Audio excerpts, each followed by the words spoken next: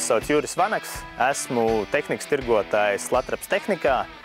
Šodien atrodamies Zemgalē, Tērvetē, kur uz lauksaimnieka lauka pārbaudīsim Kokerling Rebel 8 metru diskus. Mēģināsim viņus dažādos apstākļos. Šeit mums ir rugaine, kas ir palikusi pēc kviešu kulšanas, un mums ir arī blakus zirņu lauks, kur ir krietni sausāki apstākļi un lielāki izaicinājumi arī tehnikai. Tā kā šodien apskatīsim, kā šī tehnika darbojas un veic savu darbu abos šīs laukos.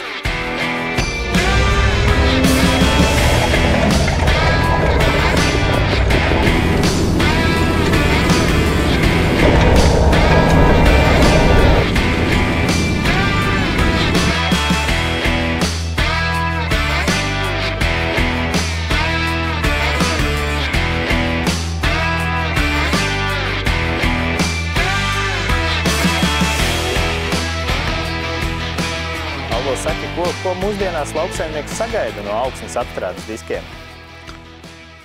Droši vien to pašu rezultātu, lai izskatītos tas lauks pēc lauka, nevis kaut kādiem kurima rakumiem droši vien.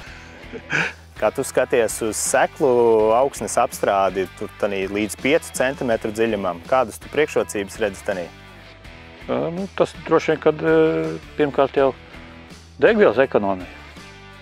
Jo dziļāk strādā, jo pa visu to maksā degvielā.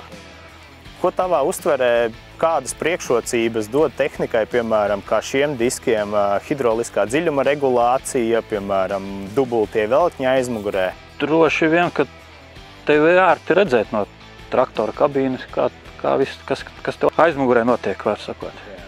Tas ir baigi svarīgi, lai tu varētu pieregulēt pēc augsnes, jo katrā laukā ir dažas vietas, kur tev varbūt vajag dziļāk vai seklāk pieregulēt. Kā tev šķiet dubulto veltņu darbību šeit uz lauka? Izskatās labi, jo pirmkārt arī nevienā vietā te neiesprostojās nekas tur iekšā, un ne akmeņi, ne arī tur vietām, kur bija kaut kādas tādas nezāles kaut kādas, arī neiesprūda. Tā kā pirmais iespējas ir labs, ir nozīmīgi. Strādā ļoti labi tie diski, bet tas pēdējais iespējas būs tikai, kad tas ir ilgtermiņā, es esmu strādājis, jo nekad uz pirmo momentu nevar tā. Uzreiz nevar saprast visus plus mīnus, bet pagaidām izskatās ļoti labi.